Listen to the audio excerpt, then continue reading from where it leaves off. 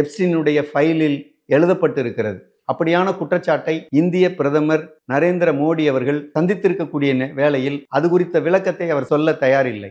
இஸ்ரேலை கண்டிக்கவும் தயாரில்லை.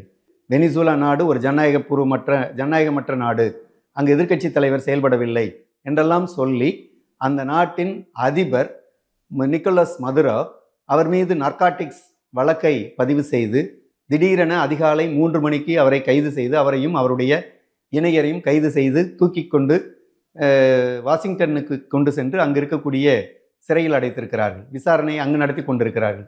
ஒரு இறையாண்மை கொண்ட ஒரு நாடு, தன்னுடைய விடுதலையை தானே விடுதலை பெற்ற ஒரு நாட்டின் முழு அரசு அதிகாரத்தை இன்னொரு அரசு அதிகாரம் நேரடியாக கட்டுப்படுத்துவது என்பது ஏகாதிபத்திய நலன் சார்ந்த, ஏகாதிபத்திய செயல் சார்ந்த ஒரு விஷயமாக நாம் பார்க்க வேண்டும்.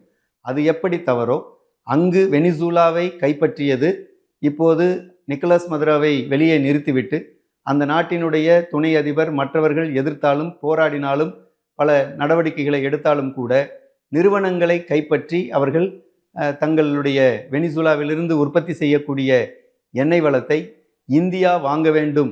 அப்படி வாங்கவில்லை என்றால் உனக்கு 500% வரி போடுவேன் என்று இந்தியாவை மிரட்டி கொண்டிருக்கிற ஒரு நாடாக அமெரிக்கா இருக்கிறது. அதுபோல தான் ஈரான் மீது அவர்கள் செய்கிறார்கள். வெனிசுலாவை இந்தியா பாதுகாக்க வேண்டும் என்று குரல் கொடுக்கவில்லை. காசாவை பாதுகாக்க வேண்டும் என்று குரல் கொடுக்கவில்லை. எப்ஸ்டீன் ஃபைல் நம்முடைய இந்திய பிரதமர் நரேந்திர மோடி அமெரிக்காவுக்கு சென்றார். அங்கிருந்து திரும்பிய 2 நாட்களில் இஸ்ரேல் சென்றால் இஸ்ரேலில் அவர் டான்ஸும் பாட்டும் பாடினார், ஆடினார் என்றெல்லாம் ஒரு எப்ஸ்டீனுடைய ஃபைலில் எழுதப்பட்டிருக்கிறது.